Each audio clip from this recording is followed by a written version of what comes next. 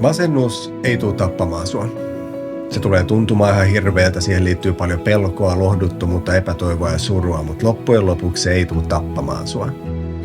6 masennusta tämän elämän aikana on opettanut mulle paljon, mutta vasta se viimeisin opetti mulle sen kaikista tärkeimmän, ja se on tieto siitä, että mulla on valta mun omiin tunteisiin, ja minä päätän, mitä tässä kehossa ja mielessä tapahtuu.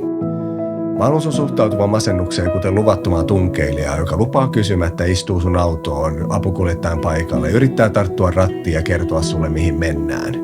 Mutta siinä samassa hetkessä, kun sä hiffaat, että sä oot kuskin paikalla, sulla on valta, niin sä voit alkaa kiroilemaan sille masennukselle takaisin. Sä voit solvata ja haukkua sitä toistuvasti ja se taistelee kyllä sua vastaan, mutta loppujen lopuksi jossain kohtaa se aina luovuttaa ja hyppää siitä liikkuvasta autosta ulos. Joten muista aina, että on sun elämä, sulla on valta ja sä päätät.